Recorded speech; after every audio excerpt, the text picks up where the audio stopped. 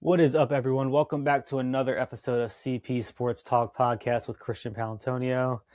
And today we're going to be discussing the recent final cuts made by the DC Defenders, along with previewing the upcoming Week 1 matchup with the St. Louis Battlehawks.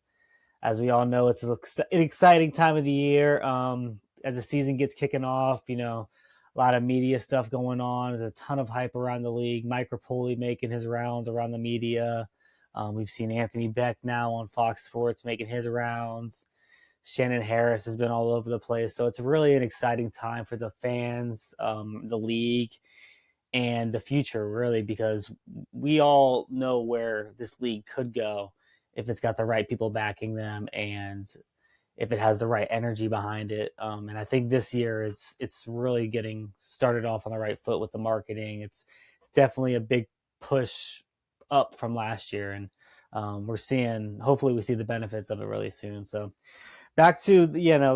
I wanted to say that because I feel like I'm really excited about the season and this weekend. Right now, I do want to mention that I'll be at the Orlando Storm game on Sunday night as they, open up their season and their team's franchise really against the Columbus Aviators at home at Inter & Coast Stadium. I'll be at the majority of Orlando Storm games this year. Like I said, I'm located in Florida now, so I'll be covering the Storm as well. But on this show, it's mainly going to be, like I said, DC Sports, mainly the Defenders and Commanders. So, but I did want to mention I will be at the Orlando Storm game this weekend, covering the game with credentials. I'll be at most of the home games this year, and I'm really excited to see what kind of atmosphere Orlando brings to the table for spring football. I think there's a lot of energy behind it. Anthony Beck is from the Tampa area, so he's bringing it, just a little bit out there to Orlando. It's right there, so he's got a lot of ties to the area still, and I know he's excited to rep his area, and he was able to bring some of his Battlehawks along. So Sunday night should be exciting. This whole weekend is going to be super exciting for this league. Like I said, I'm super excited for that Storm game. But moving on to the Defenders and Battlehawks this weekend, we did have our intro episode about a week and a half ago, and between then and now, we had our final cuts go on, which got the team down to 50. We are going to be covering that as well prior to covering the Week 1 matchup today. So, why not just dive right on into that? We've got the list right here. I do want to go over the offensive players first, since it was, I think it'd be a little easier. The team did have to get down to 50, so they cut about 13 or 14 players. There was a little confusion as the roster pages were getting updated, but we have it all cleared up now. The team is at 50, and we do know the releases. So I do want to go over those real quick before we dive into the Week 1 matchup, like I said. And I want to start with the receivers, the three receivers that were released.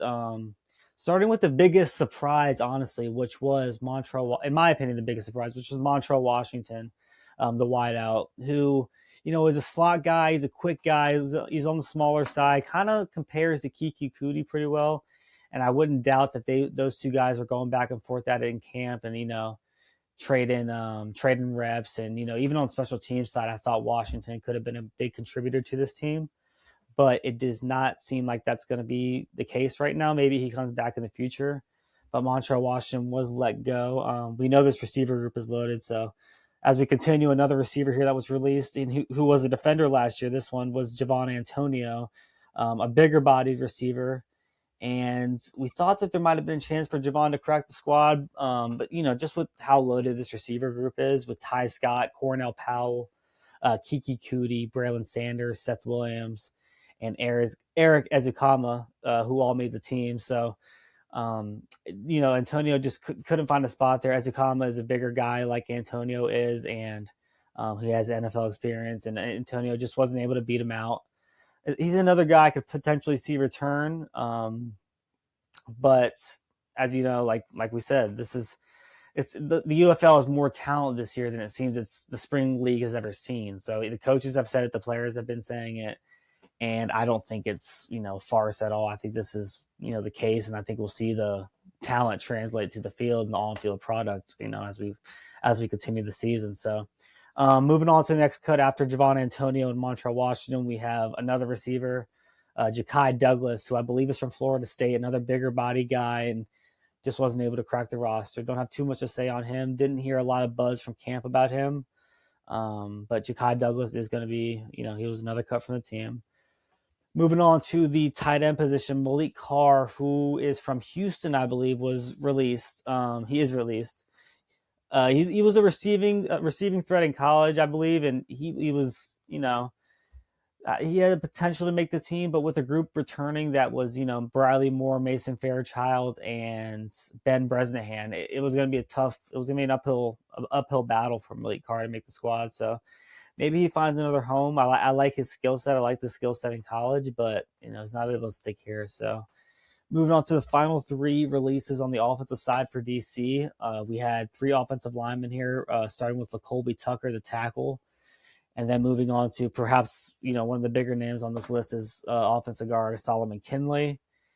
And then finally, we have Matthew Foster, another guard who was released. So that's going to do it for the offensive side of releases for the DC Defenders. Montrell Washington would be my biggest, surprise from that side. But, let me know what you guys think about that side of the ball. Moving on to the defensive side here, we've got a few. So make sure these are right. Yep, Devontae Davis, defensive lineman, is the first one we're going to talk about. He was, this defensive line group is, starting with Joe Wallace, is another group that's got a lot of guys returning. Devon Shea Maxwell as well, Eric Roberson on the outside. And then they've got a lot of talent just coming in as well. Casey Rogers is a guy that Coach Harris mentioned in his presser today. And Boogie Basham is another guy he mentioned in his presser today as well. 2 guys that are not, or were not here last year, that are expected to make impacts this upcoming season. So moving on here, we've also got another defensive lineman that was released, and that is Kyron Johnson. And then another defensive lineman, a third defensive lineman that was released as part of these final cuts was Kari Mans. And it's 3 defensive linemen released. Like I mentioned, the D-line group for DC is deep, and there just wasn't a spot for those 3 guys. So Devontae Davis, Kyron Johnson, and Kyrie Mans are all gone. Moving on to the secondary, as all the linebackers, stayed on the team, and I'll cover the linebacker position real quick and list those guys off. No linebackers were released, so the final group of linebackers for the DC Defenders are Brandon Smith, Curtis Jacobs, Micah Baskerville, Farrod Gardner, Brian Abraham, and Macklin Ayers. So that's 6 linebackers for the Defenders, a deep group. I'm sure most of them, if not all of them, will be playing special teams. Another guy that Coach Harris mentioned today in his presser was Brandon Smith, and he really highlighted the versatility that Smith is bringing to the field. And that's not something that surprised me. We, in the preseason or before camp, we highlighted Brandon Smith's relative athletic score from MathBomb. And it was, he blew the comment out the water. He's an athletic freak, and I expect him to really be an impressive asset for this Defenders defense with Blake Williams, a guy that covets versatility, using him like a chess piece. So I see Brandon Smith being a big asset in that linebacker group. Farrod Gardner's, just been here for a long time. He's a guy that's been in that room for a while. I'm sure he's got a tight relationship with Williams. It's an athletic linebacker core that can really do a lot and even line up on the outside as well. So I can see them rushing the quarterback. We know this is Blake Williams runs in the Greg Williams lineage. Obviously, it's his son. So we know that Greg Williams liked to bring a lot of heat, exotic blitzes at time. We know we've seen Blake do the same thing. So I'm sure we'll see a different varying groups of linebackers come into the game for DC. So moving on to the secondary here. We have, sorry about that. Let me check it out. Moving on to the next secondary here, we have the cuts from the secondary. And perhaps one of the more surprising cuts from the UFL as a whole was Leon O'Neal Jr., who was released. And we did get some news from Leon O'Neal Jr.'s camp and kind of what's going on there. We found out that he had not practiced with DC since March 10th due to he suffered a calf strain injury, and he wasn't able to practice since March 10th, so that was an issue for him. He is expected to be fully recovered around this time. He should be getting over that injury right about now, and I'm sure that another UFL team or multiple UFL teams will be contacting O'Neal about his injury and whether he wants to continue playing and sign with them, or if he'll return to DC. It's whether to be seen. But O'Neal was expected to be a big part of the secondary, and it was surprising to see him let go. Obviously, the coaches just didn't see enough from him in camp, not practicing for a while, and it's a shame because O'Neal, like we said, he's a versatile guy. He's played corner before and transitioned to safety. He was an all UFL safety this past year for Houston. And we were excited to see what he brought to DC's defense, but it's not going to happen right now, at least. Like I said, stay tuned. Maybe he does return to the team. But right now it's going to be the group that they've got right now. It's a deep group. We're going to talk about them in just a second. But moving on to the next cut in the safety room, it's Maceo Beard-Igart, which is, I think he was a French safety that actually was signed as part of the European showcase, I believe, for the UFL. He's one of the few guys that actually stuck to a training camp roster this year from that showcase. But he's the other guy. He's the other safety that was let go from DC. I didn't hear a lot of buzz from camp. Didn't see a lot of clips with him in it. Would like to see. I like the idea of bringing European players on. It's so difficult to have that talent translate when you're talking about how deep the talent pool now is in the UFL. And these guys in America have just been playing as a top of the cream of the crop talent, and these guys in Europe are playing not to be offensive to the European teams at all, but the European talent pool compared to the NFL talent pool, it's night and day. It's not even close. So, I hate to see him. I would like to see him stick on, but see him as a project piece. But it's not going to happen right now. So. Moving on to the next, the only corner that was released, I believe, as part of this final cut group is cornerback Keandre Thomas, who actually spent time and started, I think, 2 games last year. Let me see if I got that right. Yep, started 2 games in 2025 for the Defenders. Keandre Thomas did. Played for Houston. I think he played with Leon O'Neal Jr. Maybe I'm wrong about that, but Keandre Thomas was another release. He's the final release we're going to talk about today. And this Defenders group is such a deep, such a deep defensive backs room that it made it hard to keep guys like Keandre Thomas, who I'm honestly surprised have not been scooped up by a team yet. Just going over this defensive backs room, starting with the corners for DC, the ones that made the team, starting with DeAndre Baker, all UFL talent last year, former first-round pick in the NFL. We know what he's about. He was all over the field last year. He's a playmaker, and he's a guy that's I'm sure going to make, a handful of more plays this year. That's going to change the outcome of games. So DeAndre Baker, Gary Conley, that's a lethal 1-2 duo, possibly the best in the league right there. 2 former first-round picks in the NFL that didn't pan out there, but are really making their mark in the UFL. So it's cool to see those 2 guys return. Bryce Thompson in the slot. He's been, a staple since his time with the Seattle Sea Dragons. And he's, with the DC Defenders last year, he was really good. So sorry about that. We're going to move on to Azizi Hearn next. And Azizi Hearn is another guy who made some noise in training camp, really impressed the coaches. So I'm not surprised to see his name on the final roster. And then Kai Gray is another guy that made the team. And then Ekal Boydo. He was a name that we didn't see on the final roster list initially, but he did return the next morning, and he is on the team. So I'm excited to see Boydo. I liked him in college at Kansas State. I think he went to Kansas State. Yeah, Kansas State.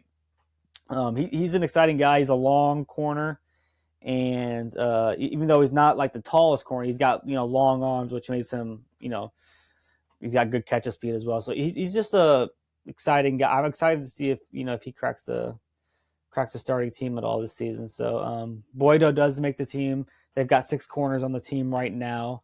And then moving to Gabriel Taylor, Gabe Taylor, he likes to be called Gabriel. We found out today. He's also listed as corner on the team. I expect him to be used in a multitude of ways on this Blake Williams defense. He's listed right now as a corner, but I expect him to play some safety as well.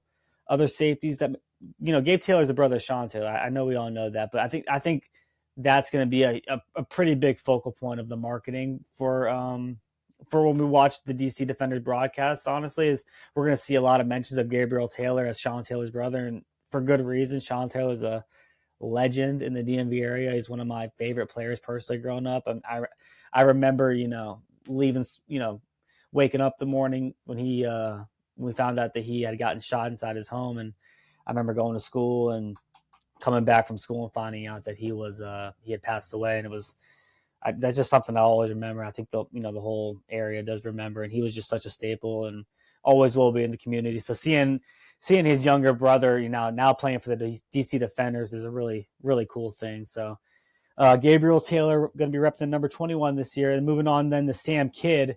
Sam Kidd's going to be a leader on this defense, no doubt. Sam Kidd's he's been talked about multiple times by Shannon Harris throughout this training camp process. He's been on the media tour with Jordan Teamu, Coach Harris, Ty Scott, Gabriel Taylor.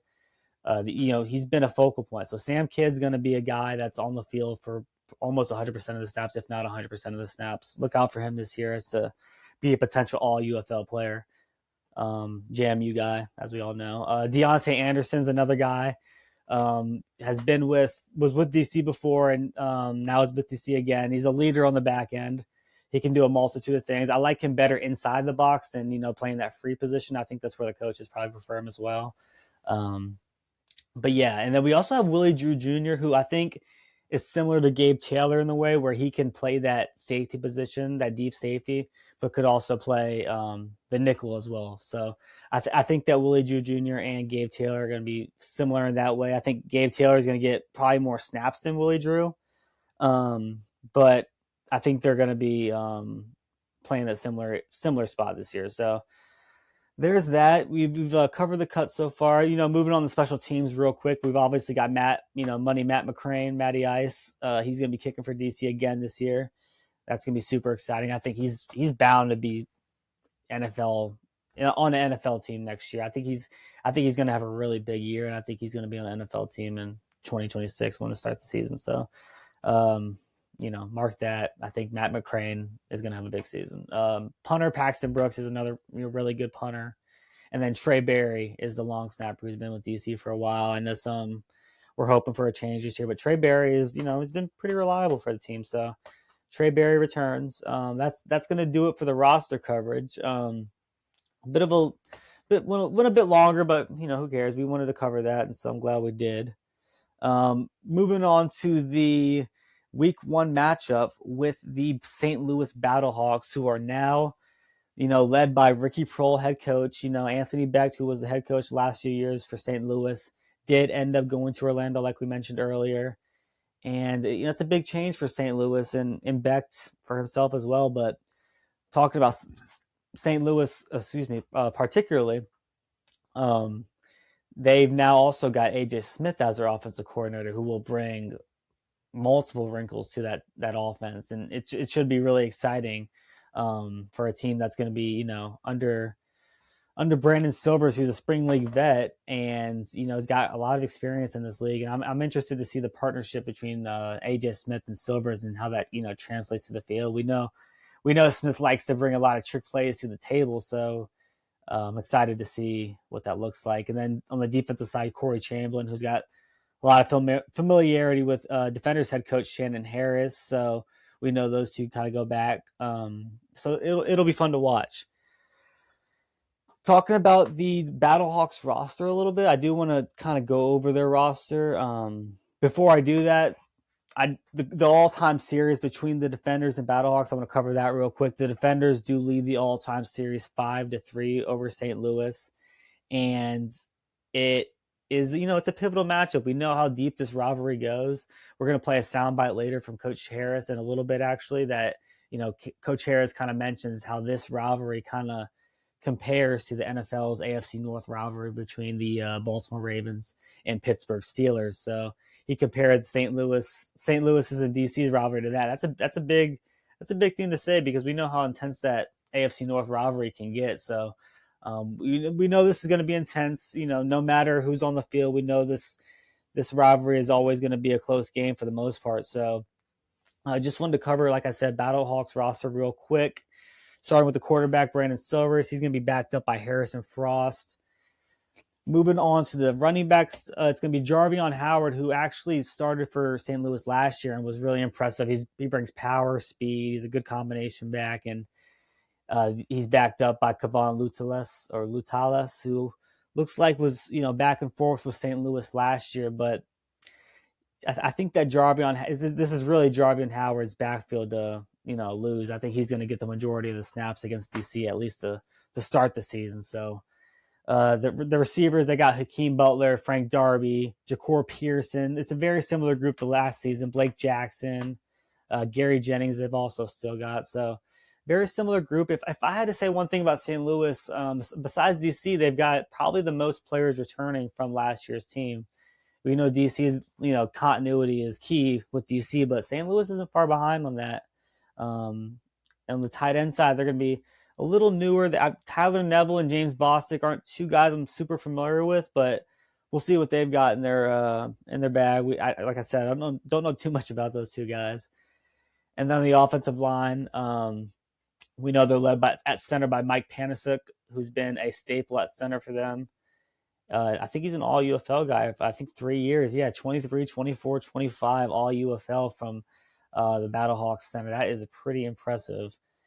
And then we're going to move on to the defensive side real quick. Pita Teamapenu, he is he's going to wreak havoc, dude. We know it doesn't really matter his age. I know Coach Harris mentioned this earlier as well. He's 32 years old, Pita is, but he is always known for causing mayhem in that backfield, even stretching back to his time with Vegas. He was a menace, and I'm sure nothing's going to change this week, especially with Travis Feeney on the other side, who's going to be driving up a lot of attention as well. So those two guys are going to be a handful. On the inside, they've got Neil Farrell, Carlos Davis, who spent a lot of time with Birmingham, I believe. Yep, and Taylor Stallworth's another guy they've got inside as well. So a pretty loaded group for the Battlehawks defensive line. The run game from DC with Deion Jackson and Abram Smith is definitely going to have their hands full this week. And then moving on to the linebackers group, they've got Jordan Williams, former Brahma, and he's always been a tackling machine for them. I think he led last year in tackles, unless I'm mistaken. And they've also got Tariq Carpenter listed as a linebacker on here, but he also plays safety as well, so he brings some versatility. I know that to that group. And then recapping the secondary real quick for St. Louis, they've got Luke Barku. They got a couple former San Antonio guys on this defense. Jordan Mosley, as we know. Michael Ojemudia, who spent last year with a little time with DC. Neville Clark's on the back end. Taylor Hawkins, another guy that spent some time with DC last year. So they've got some guys that are really AJ Thomas is another guy. So they've got some guys who have a lot of spring league experience, and that really should get this Battlehawks defense set on the right foot here. So they've got a good group coming to town. Like I said, I do want to transition a little bit to that coach or to that, Shannon Harris soundbite from his presser from earlier today. So here's head coach Shannon Harris discussing the upcoming matchup and rivalry between DC and St. Louis. This being week one of the season, there being so much change throughout the league. I was curious, how much stock are you putting into last year's film of St. Louis versus, keeping the focus on the simple fundamentals this week, or, just executing the game plan to a T? Yeah. First, thanks for having us on, and beyond grateful for that. But yeah, to answer your question, I mean, you have to put a lot of stock into things of the changes that's been made, right? And then, at the same time, you got to focus on the opponent too with St. Louis. We want to make sure our fundamentals and all the things we do detail oriented from day one. But I tell you, man, this team here and against us, we have created some bit of a rivalry, right? So it's kind of like one of those old school AFC North, Pittsburgh Steelers, Baltimore Raven type game. No matter who the coaches are, no matter who the players are, this game has been created, which is very good within the league. And I tell you, it's going to be a violent football game. So man, we got to make sure we bring our hard hat, our lunch pail, and our work boots, and be ready to go.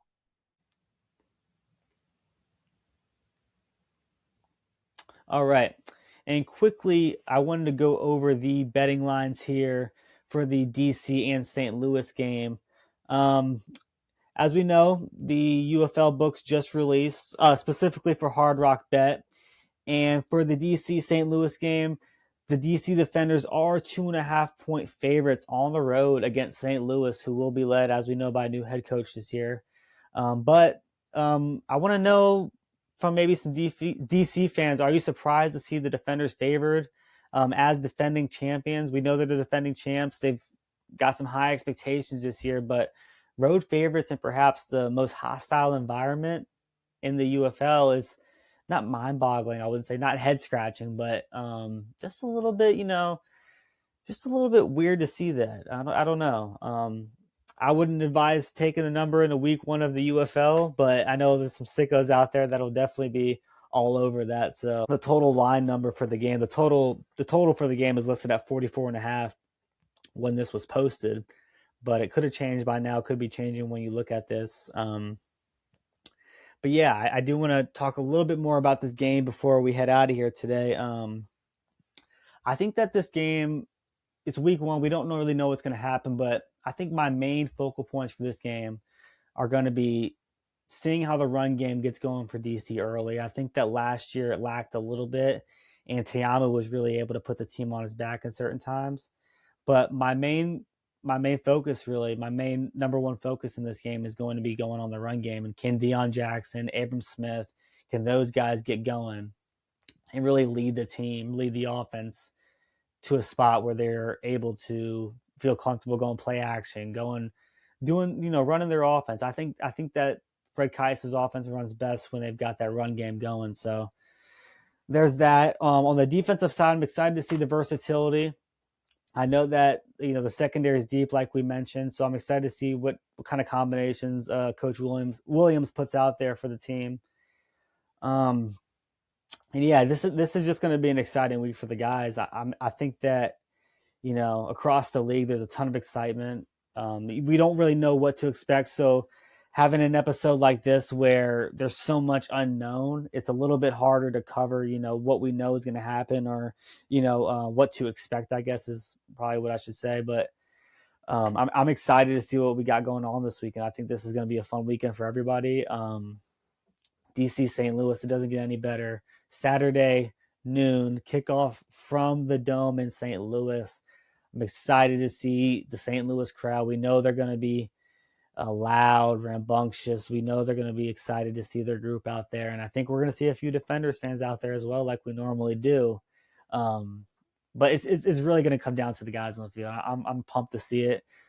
I'm sure that everybody is. So I don't want to keep everybody too long. I'm not sure how long this episode's ran so far, almost 30 minutes. So I do want to, shout out my Twitter real quick. If you haven't yet and you're checking this episode out, please, or if you enjoyed it, please follow me at C Paolantonio. It's CPAOLANTONIO _. And if you're still listening, please add another beer cup to the beer snake.